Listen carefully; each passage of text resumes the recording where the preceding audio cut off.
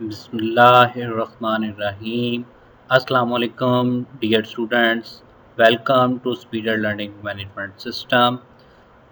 First 6 lectures के अंदर हमने चैप्टर 1 को स्टडी किया। चैप्टर 1 हमारा कंप्लीट हो चुका है। उम्मीद करता हूँ आपने उसको टेक्स्ट बुक से भी सॉल्व कर लिया होगा और उसके शॉर्ट क्वेश्चंस के जितने भी नोट्स हैं वो आपने बना लिए होंगे और उन तमाम लेक्चर्स को आपने अच्छे तरीके से सुना होगा और अच्छे तरीके से आपने डेफिनेशंस को याद कर उनको लिख कर प्रैक्टिस कर ली होगी। तो अब हम शुरू करने जा रहे हैं चैप्टर 2 को। चैप्टर 2 का नाम है representation of data.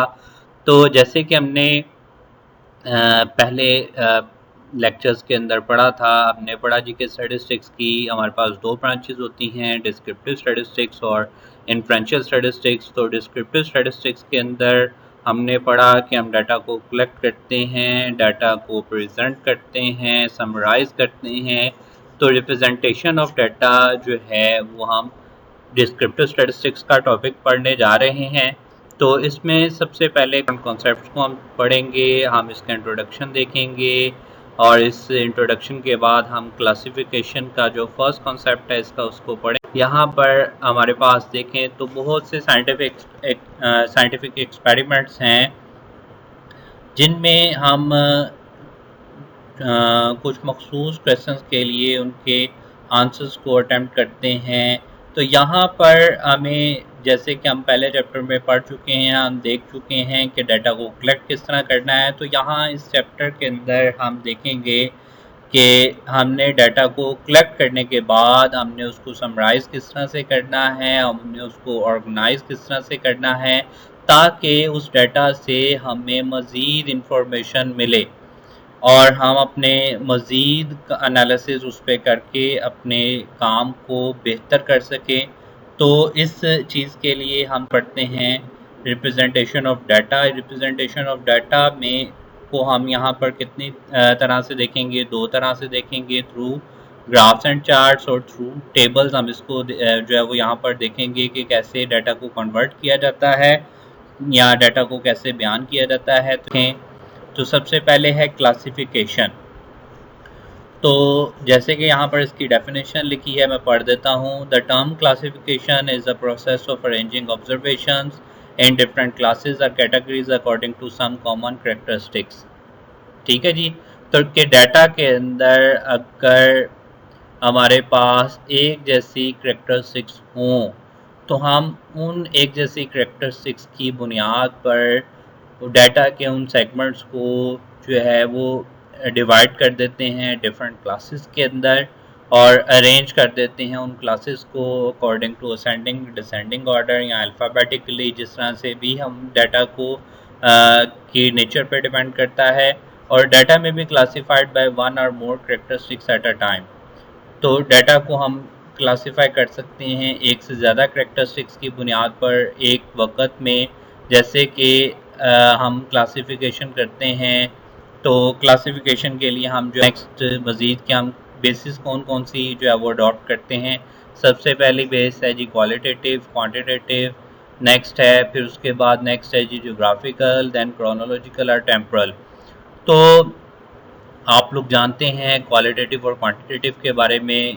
In variables को भी आप लोग पढ़ चुके हैं। क्वालिटेटिव का मतलब है कि किसी भी एट्रीब्यूट के अकॉर्डिंगली जो है वो हम काम करें, यानी कि किसी भी जो है वो क्वालिटी के अकॉर्डिंगली हम काम करें। और क्वांटिटेटिव का मतलब है कि किसी भी न्यूमेरिकल मेजर के अकॉर्डिंगली हम काम करें। तो ज्योग्राफिकल का मतलब क्या है? ज्योग्राफिकल का मतलब है जी कि हमारी जैसे ज्योग्राफिकल लोकेशन होती है, तो ज्योग्राफिकल लोकेशन का मतलब है कि हम कौन से एरिया से बिलोंग करते हैं, एरिया का नाम, जगह का नाम, ये ज्योग्राफिकल कहलाता है। देन क्रोनोलॉजिकल या टेम्परल का मतलब है कि हम अकॉर्डिंग टू टाइम किस तरह से डाटा को अरेंज कर सकते हैं। जैसे ये टाइम ईयर्स में भी हो सकता है, मंथ्स में भी हो सकता है, क्वार्टर्स में भी हो सकता है, या इसके अलावा भी हम देख सकते हैं डाटा को अरेंज करने के लिए इस टाइम। तो सबसे पहले हम देखते हैं क्वालिटेटिव को। क्वालिटेटिव क्या होता है कि when data are classified by attribute, यानी डाटा को जब उसकी क्वालिटी या एट्रीब्यूट की बुनियाद पर क्लासिफाई किया जाता है तो उसे क्वालिटेटिव कहते हैं क्लासिफिकेशन। जैसे फॉर एग्जांपल हम कौन कौन सी क्वालिटी की बुनियाद पर कर सकते हैं।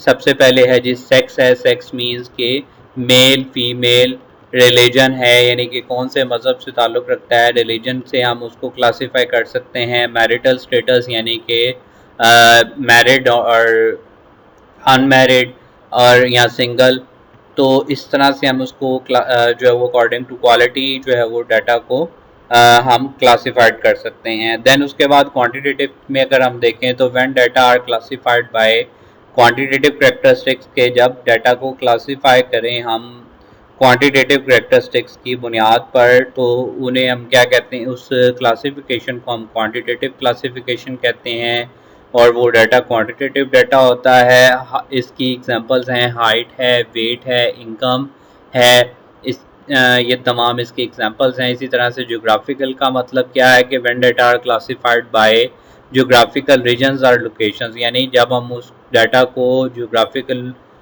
रीजन्स या लोकेशंस की बुनियाद पर क्लासिफाई करते हैं तो उस डाटा को हम क्या कहते हैं, ज्योग्राफिकल डाटा या ज्योग्राफिकल क्लासिफिकेशन कहते हैं। For example the population of the of country may be classified by provinces, divisions, districts or towns, यानी कि हम एक मुल्क की पॉपुलेशन को क्लासिफाई कर सकते हैं प्रोविंसेस की बेसिस पर, यानी प्रोविंसेस जैसे अगर हम पाकिस्तान की बात करें तो पंजाब, खैबर पख्तूनख्वा, हम सिंध की बात कर लेते हैं, बलूचिस्तान, हम अपने इस तरह से प्रोविंसेस की बुनियाद पर जब डाटा को की पॉपुलेशन को मुल्क की जो है वो डिवाइड करेंगे तो ये कौन सी जो है वो क्लासिफिकेशन हो जाएगी, ज्योग्राफिकल क्लासिफिकेशन हो जाएगी।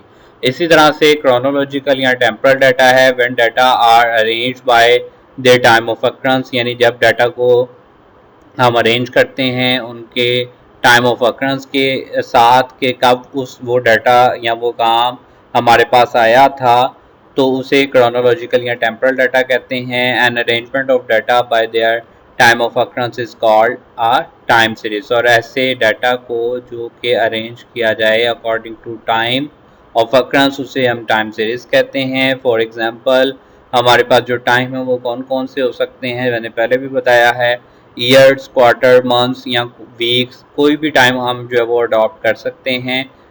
इवन डेज भी हो सकते हैं हमारे पास इसके लिए टाइम ऑफ अकरेंस के मुताबिक।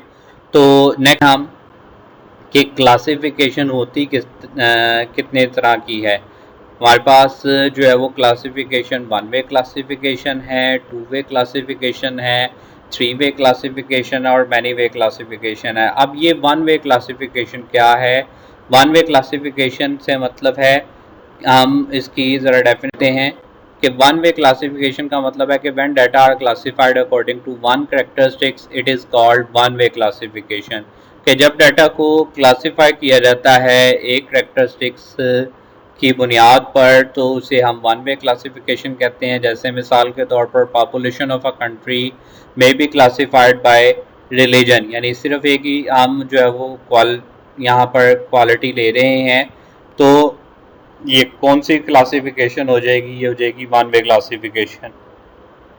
फिर 2 वे क्लासिफिकेशन क्या है कि when data are classified according to 2 characteristics, यानी कि जब डाटा को क्लासिफाई किया जाए 2 कैरेक्टरिस्टिक्स की बुनियाद पर तो उसे हम 2 वे क्लासिफिकेशन कहते हैं।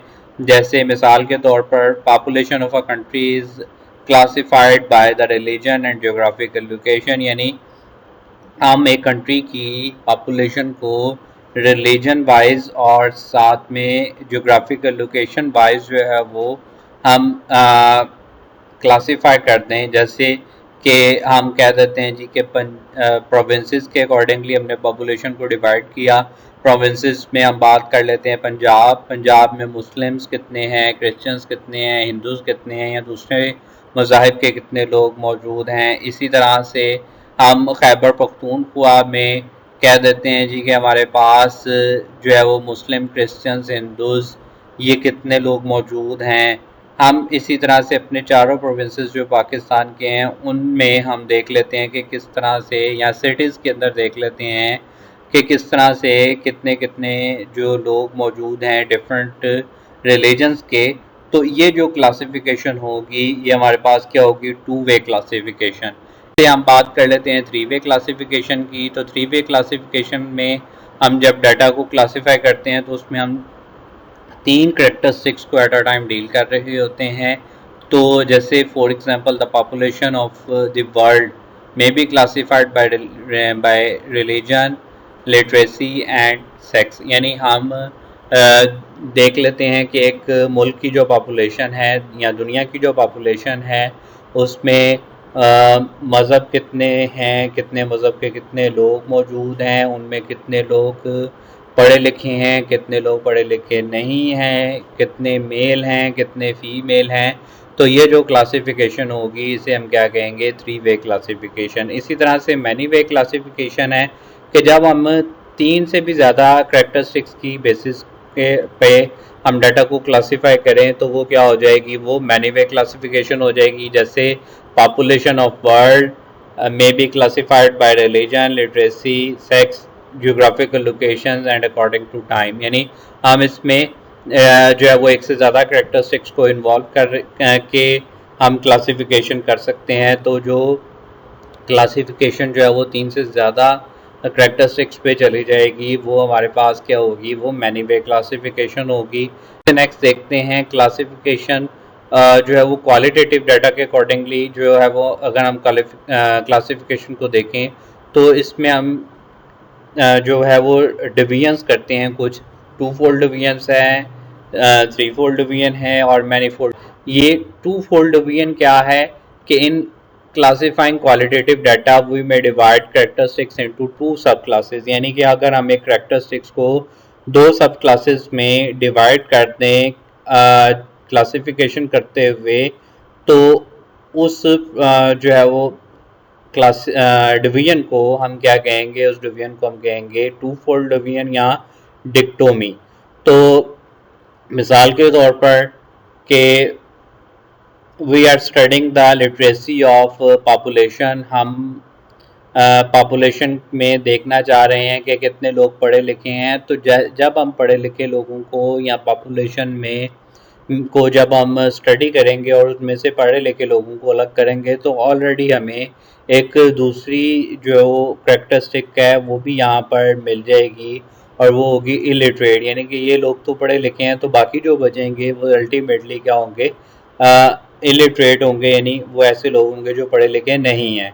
तो इस तरह की जो डिवीजन है जो कि एक करेक्टरिस्टिक्स में एक करेक्टरिस्टिक जिसके ऊपर तो हम काम कर रहे हैं और दूसरी करेक्टरिस्टिक जिसके ऊपर काम नहीं कर रहे, और वो अल्टीमेटली हमें जैसे ही डाटा को हम इस 2-फोल्ड डिवीजन से हम डाटा की क्लासिफिकेशन करते हैं एक करेक्टरिस्टिक के अंदर रहते हुए, तो हमें अल्टीमेटली दूसरी जो इंफॉर्मेशन है वो भी हमें मिल जाती है क्लासिफिकेशन के अंदर। कहते हैं 3-फोल्ड डिवीजन है या इसे हम ट्रिक्टोमी कहते हैं। 3-फोल्ड डिवीजन में हम एक करेक्टरिस्टिक को 3 सब क्लासेस में, यानी उस करेक्टरिस्टिक को मज़ीद 3 जो है वो चीज़ों में डिवाइड कर देते हैं। जैसे हम परफॉर्मेंस की बात कर लेते हैं कि हम एक जो है वो परफॉर्मेंस मेजर कर रहे हैं किसी भी एक शख्स की या किसी भी एक स्टूडेंट की या किसी भी चीज़ की, तो हमने उसके लिए 3 स्टेजेस अगर रख ली हैं, जैसे टॉपर्स है, एवरेज है और बिलो द एवरेज है। तो ये तीनों चीज़ें बेसिकली किसको शो करती हैं, परफॉर्मेंस को शो कर रही हैं।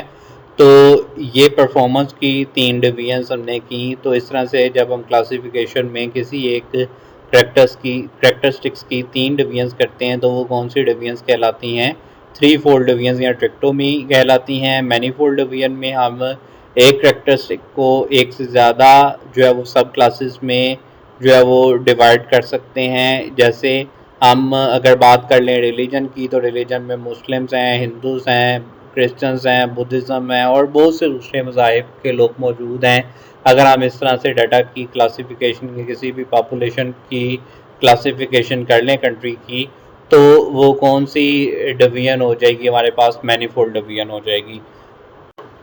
बहुत शुक्रिया स्टूडेंट्स इस लेक्चर को सुनने का। उम्मीद करता हूँ कि आप इस लेक्चर को अच्छे तरीके से समझेंगे, सुनेंगे और इस लेक्चर में जितने भी डेफिनेशन और इम्पोर्टेंट कॉन्सेप्ट जो क्लासिफिकेशन के हमने डिस्कस किए उसको अच्छे तरीके से तैयार करेंगे, उसके नोट्स बनाएंगे जो कि मैं आपको असाइनमेंट की शक्ल में बताने वाला हूँ। शुक्रिया जी, जज़ाकल्लाह।